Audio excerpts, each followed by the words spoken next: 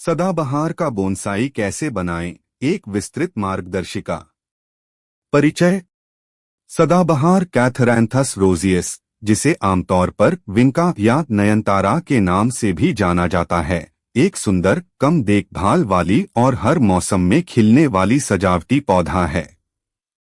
आमतौर पर इसे गमले या बगीचे में लगाया जाता है, लेकिन क्या आपने कभी सोचा है कि इसे बोनसाई के रूप में विकसित किया जा सकता है? जी हाँ, सदाबहार को एक लघु वृक्ष यानी बोनसाई के रूप में भी उगाया जा सकता है। बोनसाई एक जापानी कला है जिसमें पेड़ों को छोटे आकार में प्राकृतिक रूप में विकसित किया जाता है। इसमें पौधे को विशेष तकनीकों के माध्यम से छोटा लेकिन परिपक्व बनाया जाता है, जिससे वह एक पूर्ण विकसित पेड़ जैसा दिखे। सदाबहार अपनी कठोरता, लचीलापन और सुंदर फूलों के कारण बोनसाई के लिए एक शानदार विकल्प बन सकता है। इस लेख में हम जानेंगे कि सदाबहार का बोनसाई कैसे बनाएं, कौन कौन सी विधियां अपनाई जाती हैं और उसे किस प्रकार से देखभाल की आवश्यकता होती है। एक सदाबहार बोनसाई के लिए आवश्यक सामग्री। बोनसाई बनाने से पहले यह जानना जरूरी है कि इसके लिए आपको कौन कौन सी सामग्री की आवश्यकता होगी। एक सदाबहार का पौधा, स्वस्थ और अच्छी जड़ प्रणाली वाला पौधा। 2 बोनसाई पॉट, छिद्र वाला गहरा या चौड़ा गमला जिससे पानी निकास हो सके। 3 काटने छांटने के उपकरण, कैंची, प्रूनिंग कटर, वायर कटर।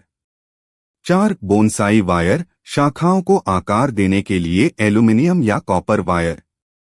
5 उपयुक्त मिट्टी, बोनसाई के लिए हल्की, जल निकासी युक्त मिट्टी जिसमें रेत, बारीक बजरी और जैविक खाद का मिश्रण हो। 6 पानी देने का स्प्रे बोतल या नली।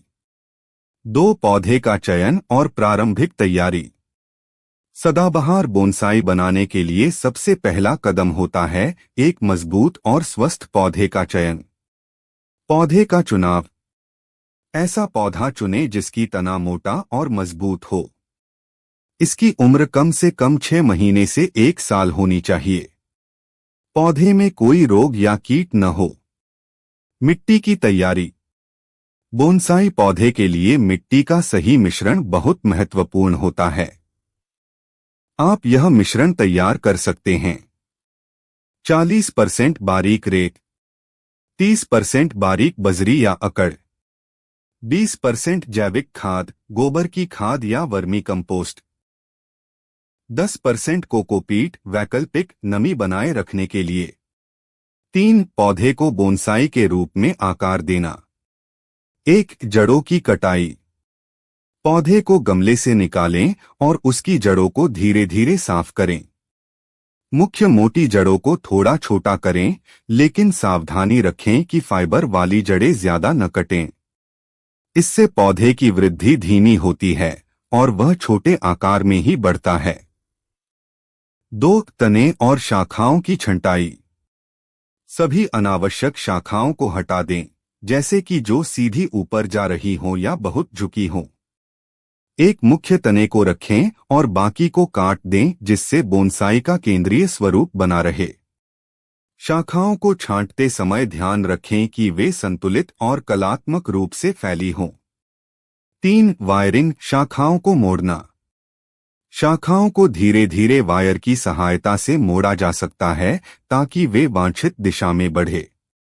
यह कार्य बहुत ही सावधानी से करना होता है क्योंकि सदाबहार की शाखाएं नाजुक होती हैं।